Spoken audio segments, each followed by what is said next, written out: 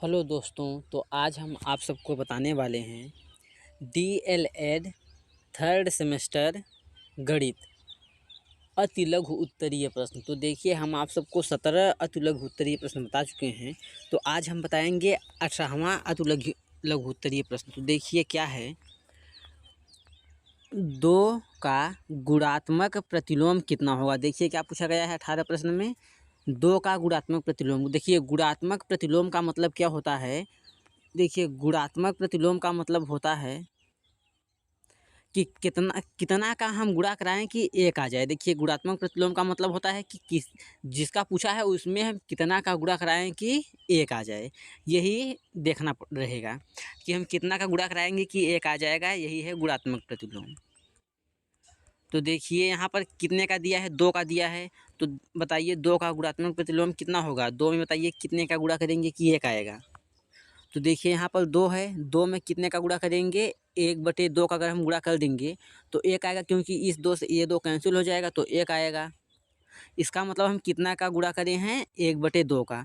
तो 2 का गुणात्मक प्रतिलोम कितना हो जाएगा, 2 का गुणात्मक प्रतिलोम 1/2 होगा। क्योंकि अगर 2 में अगर हम 1/2 से गुणा करा देंगे तो 1 आ जाएगा।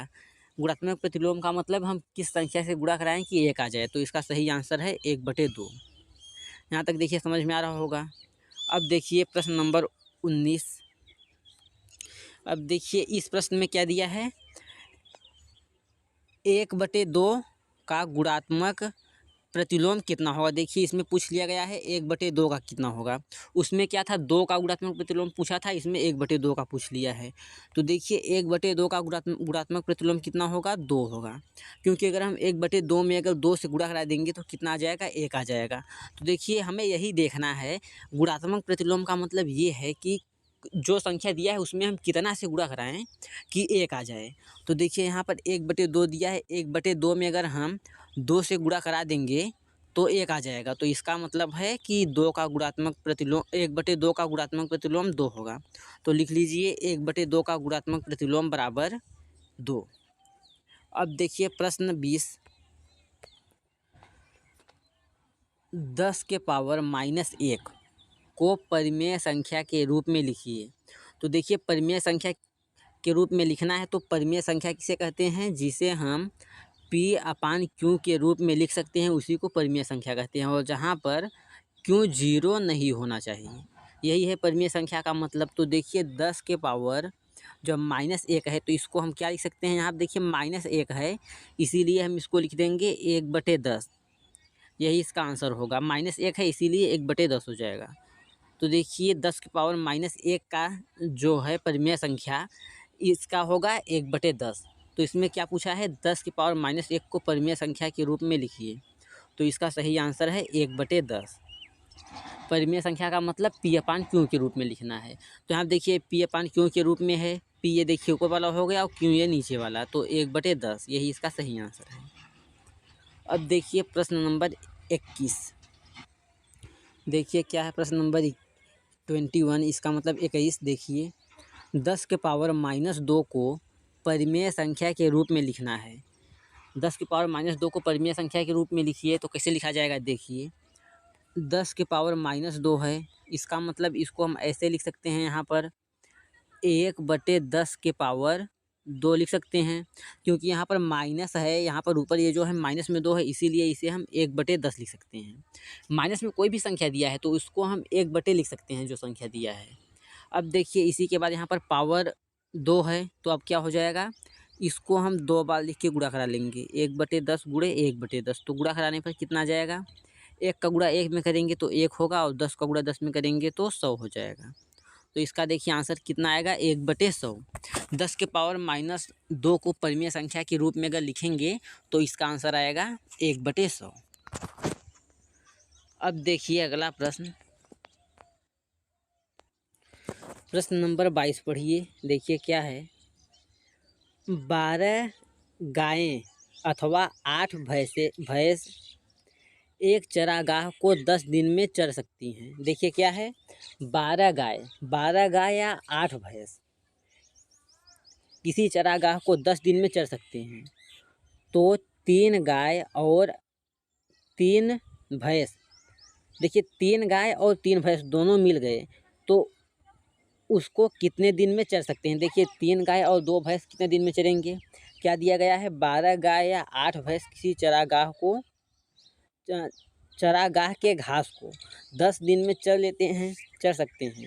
तो 3 गाय और 3 भैंस कितने दिन में चरेंगी। तो देखिए इसको हम ऐसे भी लिख सकते हैं, यहाँ पर 12 गाय बराबर कितना हो जाएगा, 8 भैंस हो जाएगा।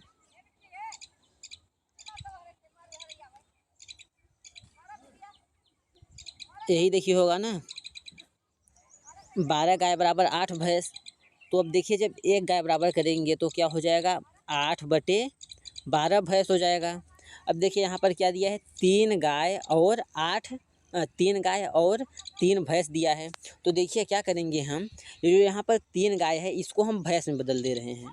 तो क्या हो जाएगा, यहाँ पर जब लिखेंगे 3 गाय बराबर तो कितना भैंस हो जाएगा, अब 8/12 और गुणे 3। तो देखिए इस 3 से इस 12 को काटेंगे तो कितना आएगा, 4 आएगा। इस 4 का गुणा जब भाग देंगे इस 8 में तो कितना आएगा, 2 आ जाएगा। इसका मतलब 3 गाय बराबर कितना हो जाएगा, 2 भैंस हो जाएगा। 3 गाय जितना चरेंगे उतना 2 भैंस चराएंगे। तो अब देखिए इस प्रश्न को आगे कर रहे हैं। तो आगे देखिए यहाँ पर ये जो 3 भैंस है और यहाँ पर 3 गाय है, तो क्या करेंगे, 3 गाय बराबर 2 भैंस हो गए हैं। तो अब 3 भैंस और दो भैंस और जोड़ लीजिए तो कितना हो जाएगा, 5 हो जाएगा, 5 भैंस। यहाँ पर देखिए ये जो 2 लिखे हैं ये 2 इसलिए लिखे हैं क्योंकि यहाँ पर ये 3 गाय और 3 भैंस है इसीलिए। तो 3 गाय को हम भैंस में बदल दिए तो कितना आ गया, 2 भैंस आ गया। तो 3 भैंस पहले ही थी और 3 गाय को भैंस में बदल दिए तो 2 भैंस हो गई। तो इन दोनों को जोड़ दिए तो कितना आ गया, 5 आ गया। अब देखिए इसको आगे कैसे सॉल्व करते हैं। अब यहाँ पर देखिए लिखिए भैंस और यहाँ पर लिखिए दिन। तो देखिए कितने भैंस थी, यहाँ पर सबसे पहले 8 भैंस थी। तो यहाँ पर लिखिएंगे 8 भैंस कितने दिन में चर रहे थे, तो वो 10 दिन में। तो यहाँ पर लिखिए 10। अब देखिए यहाँ पर 3 गाय और 3 भैंस है। तो देखिए 3 गाय बराबर कितना आ गया था, 2 भैंस आ गया था। 3 गाय बराबर 2 भैंस। तो ये जो 3 गाय है इसको भैंस में बदलेंगे तो 2 आ जाएगा, 2 और ये 3 कितना हो जाएगा, 5 हो जाएगा। तो अब यहाँ पर लिखेंगे 5 भैंस कितने दिन में चल रहे हैं, पता नहीं है तो इसको मान लीजिए x। तो देखिए यहाँ पर क्या है, ये जो भैंस हैं भैंस घट रही हैं, इसका मतलब क्या होगा, इसका तीर जो है ऊपर जाएगा। और यहाँ देखिए दिन क्या होगा, दिन बढ़ेगा तो इसका मतलब इसका तीर नीचे आएगा। अब इसको देखिए सॉल्व कर लेंगे तो आ जाएगा आंसर। यहाँ पर देखिए लिख सकते हैं 8 नहीं, यहाँ पर 5 लिख सकते हैं, 5:8, 5:8। क्योंकि देखिए ये तीर जो है ये नीचे से ऊपर साइड जा रहा है इसीलिए। तो 5:8 हो जाएगा। उसके बाद समानुपाते अब क्या हो जाएगा, ये जो 10 दिया है इसको लिखेंगे 10, उसके बाद अनुपाते x। अब देखिए इसी को सॉल्व कर देंगे तो आ जाएगा आंसर। तो अब देखिए यहाँ पर हम सॉल्व कर रहे हैं इसको, तो क्या हो जाएगा, अब इस 5 का गुणा इस x में होगा तो क्या हो जाएगा, 5x बराबर क्या हो जाएगा, 8 का गुणा इस 10 में होगा तो क्या हो जाएगा, 80 हो जाएगा। यहाँ पर 80, 5x बराबर 80 होगा। तो अब जब लिखेंगे यहाँ पर x बराबर तो क्या हो जाएगा, 80/5।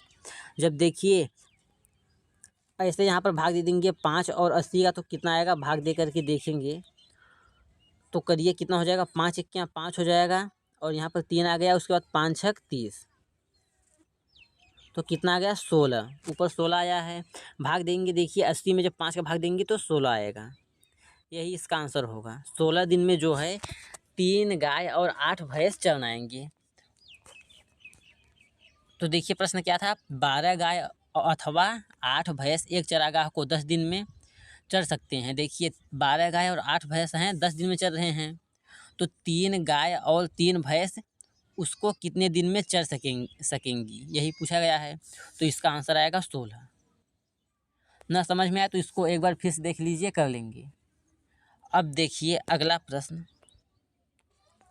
अब देखिए यहाँ पर प्रश्न नंबर 23 क्या है, इसको पढ़िए। 10 के पावर 5 भागे 5 के पावर 3 को ज्ञात कीजिए कि कितना आएगा। देखिए क्या है, 5 के पावर 5 और उसके बाद भागे 5 के पावर 3 है।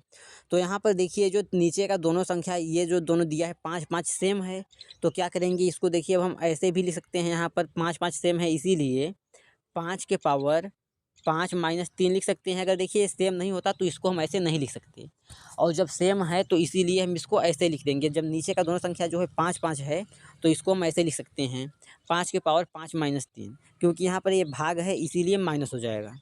अब देखिए इसको सॉल्व करेंगे तो क्या हो जाएगा, 5 के पावर 2 आएगा। तो 5 के पावर 2 का मतलब 5 का गुणा हम 5 में करेंगे तो कितना आएगा, 25 आएगा। 25, यही इसका आंसर आएगा 25। यहाँ तक देखिए समझ में आ रहा होगा। तो देखिए अब इसको एक हिसाब से और बता रहे हैं। अब देखिए इसको हम कैसे बता रहे हैं। यहाँ पे देखिए क्या है, 5 के पावर 5 है तो इसको लिख लीजिए 5 के पावर 5। अब देखिए यहाँ पर भागे है तो इसको हम क्या लिख सकते हैं, गुणे 1/5 के पावर 3 लिख सकते हैं, क्योंकि भागे है इसीलिए 1/, इतना लिख सकते हैं हम इसको। अब देखिए इसको अब ऐसे हम लिख सकते हैं कि इसका गुणा इसमें करा देंगे तो क्या हो जाएगा, 5 के पावर 5/5 के पावर 3, ऐसे भी लिख सकते हैं इसको।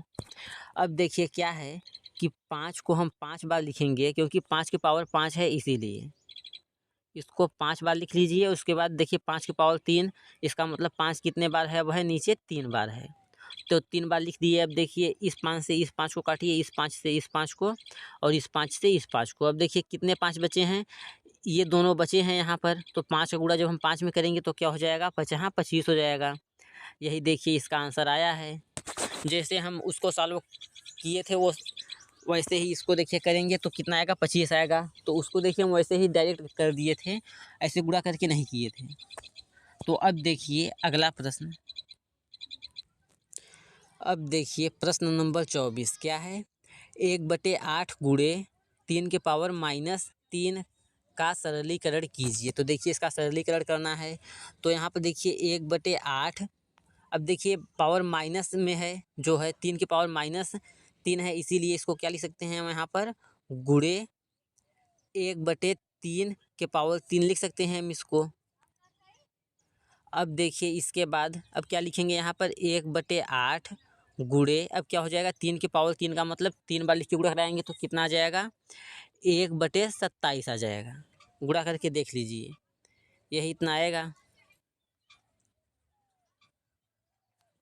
तो अब देखिए जब इस 8 का गुणा इसमें करा देंगे तो क्या हो जाएगा, अब